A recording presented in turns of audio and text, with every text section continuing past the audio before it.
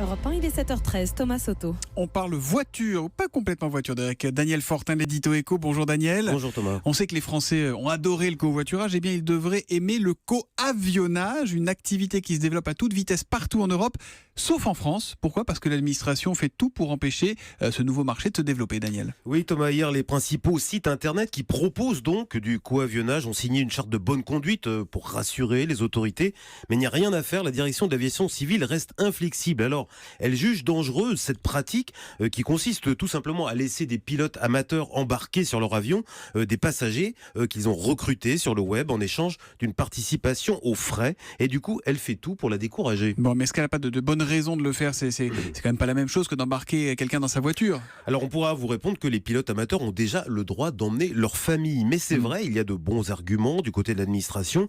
La crainte par exemple de voir ce type de vol proliférer et du coup multiplier les accidents dans le ciel, mais le problème c'est que toutes les autorités des autres pays d'Europe ont autorisé cette pratique. En Allemagne par exemple, l'offre représente déjà 7000 vols, au Royaume-Uni 2000 et en France à peine quelques centaines, et c'est là où le blocage de la France devient inexplicable.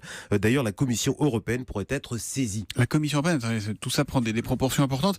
C'est quand même pas un marché stratégique, si ? Non, Le vous avez raison, ce n'est coavionnage. pas stratégique, mais c'est quand même symbolique. C'est le symbole d'une administration qui, par excès de précaution, finit par bloquer l'activité économique. Il faut savoir que la France est le pays d'Europe qui compte le plus de pilotes amateurs, 135 000 au total, le plus d'aérodromes aussi, ils sont près de 6 000. Donc c'est un très gros potentiel, et le résultat, c'est que les plateformes françaises qui avaient démarré ce business sont en train de partir à l'étranger. C'est autant d'emplois qui ne seront pas créés en France. Allez, petit sondage, Anissa, vous prendriez un coavionnage comme ça ? Ouais, pourquoi pas. Anissé aussi ? Oui, sans problème. Anissé, ouais. Daniel, oui, ouais. bien sûr. Oui, Céline oui. Kallmann. Bon, Oui, on oui. n'a plus qu'à acheter un avion. C'est Laurent Cabrol qui pilote parce qu'il est pilote d'avion. Donc ça pourra marcher. Merci beaucoup, Daniel Fortin.